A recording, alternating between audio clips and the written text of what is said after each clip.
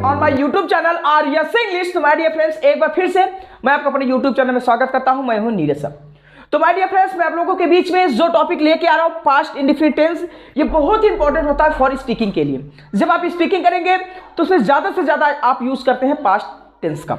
तो पास्ट को एकदम क्लियरिटी के साथ पढ़ना है और इसमें बहुत सारे अन्य जानकारी मैं आप लोगों के बीच में देके जाने वाला हूं। अभी तो आपने क्या पढ़ा है क्या नहीं पढ़ा मुझे नहीं पता है, एक बार इस क्लास को भी ले लेना, उसके बाद देखना कि हाँ आपको आज क्या नया मिला। ठीक है, तो शुरू से लेकर लास्ट तक बने रहो। तो मैं इस टॉपिक के अंदर कुछ और अन्य जानकारी देने वाला हूं, तो इसके पहले मैं आप लोगों के बीच में चर्चा कर दूं कि वो क्या है। जैसे मैं आप लोगों के बीच में पूछ लूं, देखो जैसे सोचो मेरे दादाजी, ठीक है, मेरे दादाजी 2015 में, ठीक है, सॉरी, मर गए। ओके, मेरे दादाजी 2015 में मर गए। ठीक है, देखो ये सेंटेंस है। तो आपके दिमाग में एक प्रश्न चला होगा, देखो यहां गे दिखा, ये तो आई थिंक ये पास्ट इंडेफिनिट टेंस है। तो क्या आप मुझे बता सकते कि ये पास्ट इंडेफिनिट टेंस है कि नहीं? क्यों? क्योंकि इसमें 2015 दे दिया है। तो आप भी जानते हो और हर एक स्टूडेंट जानते हैं कि जब किसी वाक्य में समय दे दिया जाता है तो उसको पास्ट परफेक्ट कंटीन्यूअस होता है, प्रेजेंट परफेक्ट कंटीन्यूअस होता है, फ्यूचर परफेक्ट कंटीन्यूअस टेंस होता है। तो ये सब अगर दिमाग में फीलिंग चल रहा होगा तो इसको आज निकाल देना, क्योंकि इसको आज मैं खुफिया राज के साथ इसको देके जाने वाला हूं कि क्या इसका मेन पॉइंट है। ठीक है, ये भी पास्ट इंडेफिनिट है, लेकिन इसको कैसे बनाएंगे इसको अभी हम आपके बीच में चर्चा करके जाएंगे। कि ऐसा नहीं है कि present perfect continuous, past perfect continuous and future perfect continuous के ही साथ समय दिखता है, नहीं, ऐसा कुछ नहीं होता है। बहुत सारे सेंटेंस में आपको दिखेंगे, पास्ट इंडेफिनिट में भी आपको दिख जाएंगे। ठीक है, अभी आपको ऐसे सारे वाक्य में आप लोगों के बीच में इसमें चर्चा करके जाने वाला हूं कि आप भी सोचोगे हाँ कि कुछ इसमें मुझे नया मिला। तो आप शुरू से लेकर लास्ट तक बने रहेंगे तो हो सकता है आपके लिए बहुत ही बेनिफिट होगा। तो चलिए देखते हैं। ये सब मैं भी आप लोगों के बीच में लास्ट में बताऊंगा, क्योंकि सबसे पहले मैं आप लोगों के बीच में पास्ट इंडेफिनिट का चर्चा कर लूं कि कैसे पहचानेंगे हर एक स्टूडेंट की इसी को पास्ट इंडेफिनिट टेंस कहते हैं।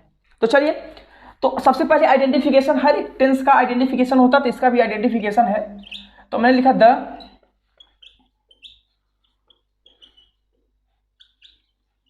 Identification of, okay, past indefinite tense is, ठीक है, the identification of past indefinite tense is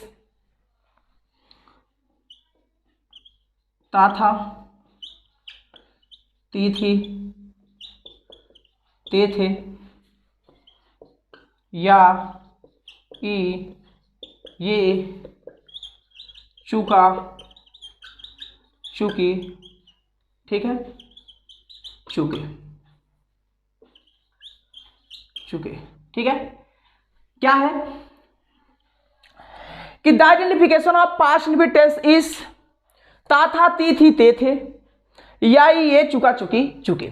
ठीक है, तो आपको सिंप्लीफाई में कहा जा सकता है कि इसके साथ आपको क्या दिखेंगे, जो पास्ट इंडेफिनिट होगा इसको पहचानेंगे कैसे कि ये पास्ट इंडेफिनिट टेंस है। तो जब भी कभी सेंटेंस के वाक्य के अंत में आपको ता था, ती थी, ते थे दिख जाए, या ये दिख जाए, या चुका, चुकी, चुके दिख जाए, ठीक है, तो सिंप्लीफाई में कह देना हाँ ये पास्ट इंडेफिनिट टेंस है। वाक्य के अंत में जब आप किसी को सेंटेंस को बोला जाए कि सर बोले कि हाँ ये सेंटेंस आप लोग सॉल्व करके दो, ठीक है, तो उसके लास्ट में देखो हर एक टॉपिक का अलग अलग होते हैं, तो ऐसे पास्ट इंडेफिनिट का भी है। तो आपको हिंदी भाषा में समझ लो कि जब किसी वाक्य के अंत में, ठीक है, ता था, ती थी, ते थे, या, ये, चुका, चुकी, चुके दिखे और उसके साथ विथ मेन वर्ब मतलब मुख्य क्रिया दिख जाए, तो that is called of past indefinite tense, और उसको हम क्या कहते हैं, पास्ट इंडेफिनिट टेंस कहते हैं। ठीक है, तो चलिए देखते हैं सेंटेंस को स्ट्रक्चर के साथ। जैसे मैंने कहा सबसे पहले किसी भी टॉपिक को पढ़ने के लिए उसका स्ट्रक्चर बना होता था, ऐसे इसका भी स्ट्रक्चर है। स्ट्रक्चर मीन्स होता है संरचना, ठीक है, क्या होता है, संरचना। तो सबसे पहले आप क्या लिखोगे, सब्जेक्ट, सेकेंड फॉर्म, उसके बाद ऑब्जेक्ट। अब सेकेंड फॉर्म का मतलब होता है कि सबसे पहले सब्जेक्ट लिख रहा है, और वो सब्जेक्ट चाहे सिंगुलर नंबर हो चाहे प्लूरल नंबर है, सबके साथ आपको कौन सा फॉर्म लगाना, सेकेंड फॉर्म लगाना। उसके बाद क्या लिखेंगे, ऑब्जेक्ट लिखेंगे। ठीक है, जैसे मैंने कहा देखो मैं यह कार्य कर चुका, ठीक है, मैं यह कार्य कर चुका। हाँ, चुका के बाद कुछ दिखे ना, ठीक है, क्योंकि आप कंफ्यूजन में होंगे, क्योंकि प्रेजेंट परफेक्ट टेंस जब आपने पढ़ा तो वहां भी चुका है, चुकी है, चुके दिखा। अभी आप पास्ट परफेक्ट टेंस पढ़ोगे तो उसमें चुका था, चुकी थी, चुके थे दिखेंगे।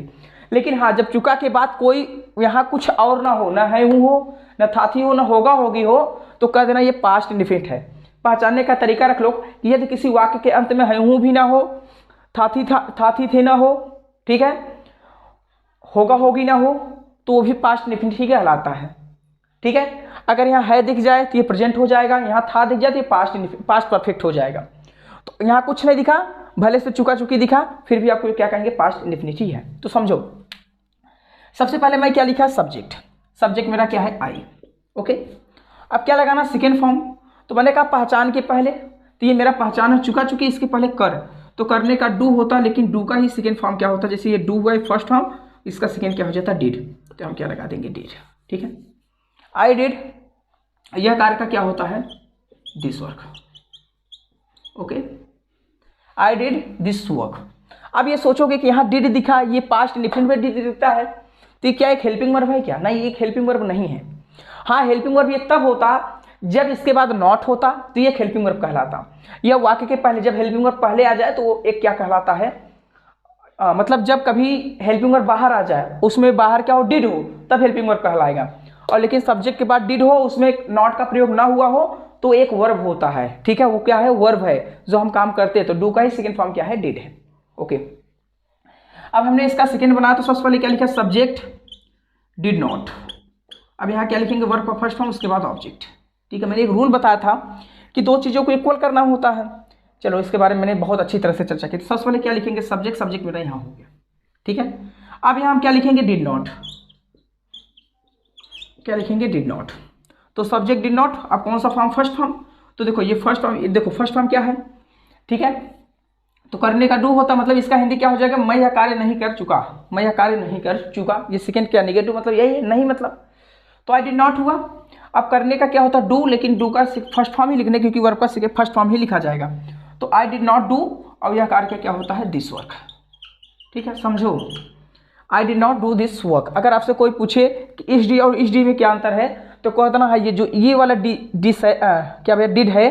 ठीक है, ये जो ये वाला डिड है ये एक वर्ब है, और ये वाला जो डिड है ये क्या है, हेल्पिंग वर्ब है। तो पूछे क्यों, तो कहता ना, इस डिड के बाद क्या लगा है, नॉट लगा है।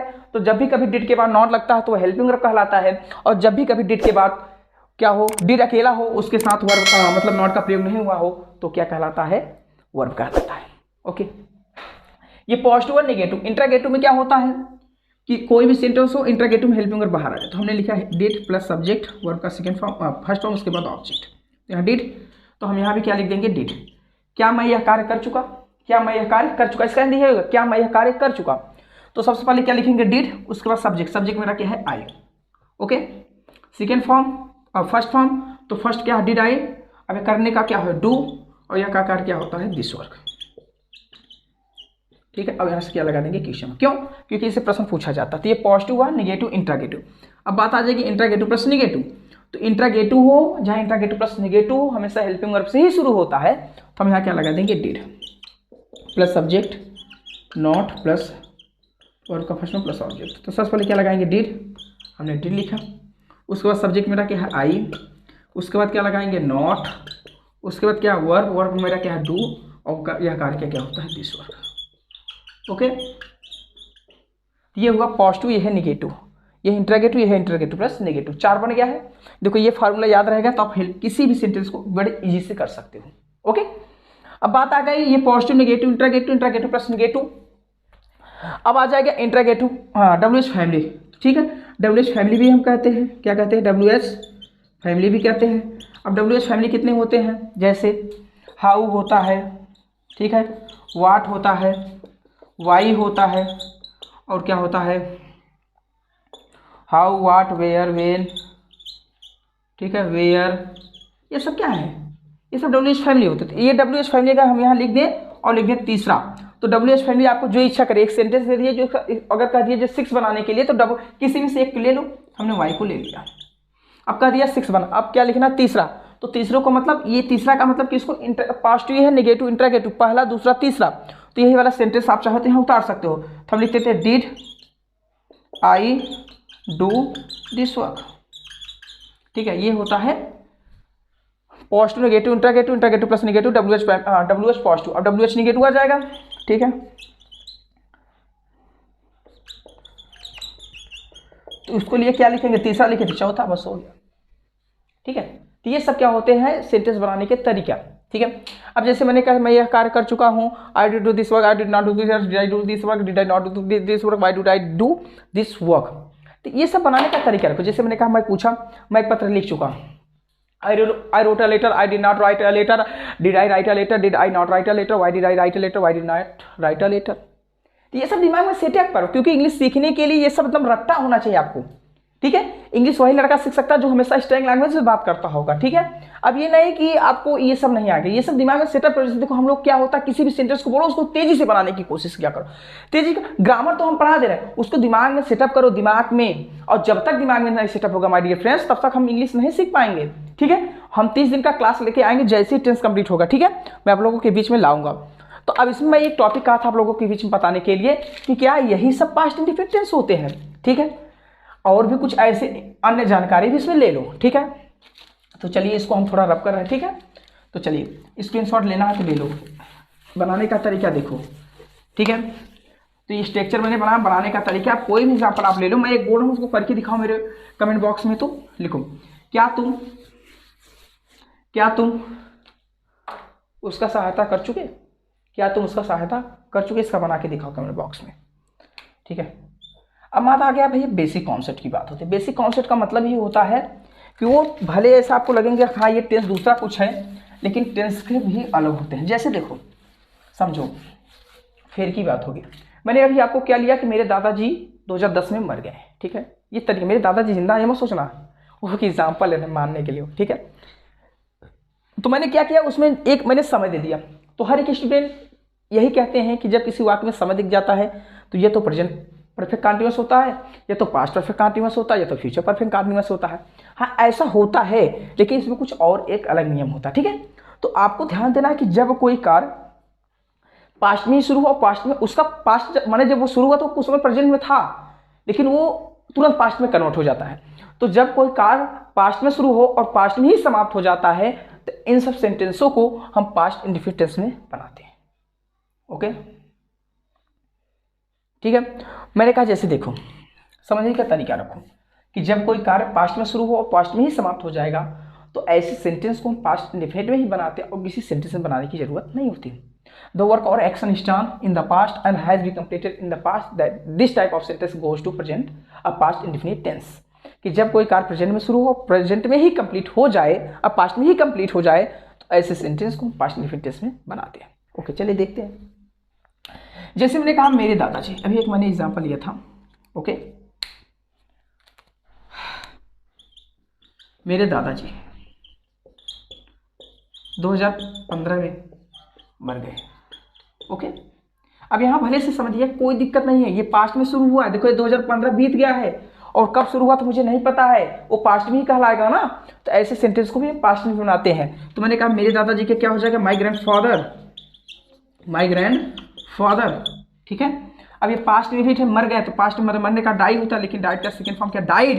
ठीक है, माई ग्रैंडफादर डाइड इन, ठीक है, 2015 हो गया।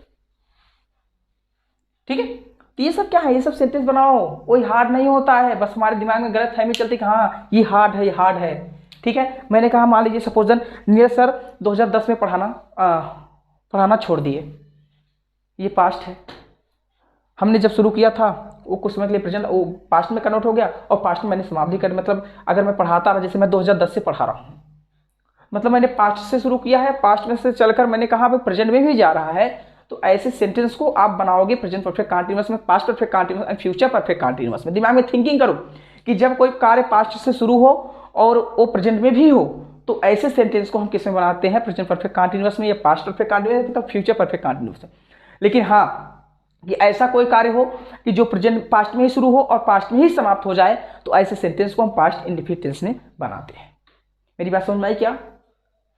ठीक है, जैसे मैंने कहा मान लीजिए सपोज दैट मेरा भाई 2010 में मुंबई छोड़ दिया। ठीक है, मेरी माता जी 2010 में खाना बनाना छोड़ दी। ये सब क्या पास्ट इंडेफिनिट टेंस होता है। ठीक है, तो चलिए और भी ऐसे वीडियो पाने के लिए, क्योंकि मैं हर एक टॉपिक पे हर एक वीडियो में कुछ ना कुछ आपको नया दे के जाता हूँ। ठीक है, तो चलिए आज के लिए यहीं तक। जय हिंद, जय भारत माय डियर फ्रेंड्स। फिर से मिलेंगे आपको अगले वीडियो में पास्ट कंटीन्यूअस के साथ।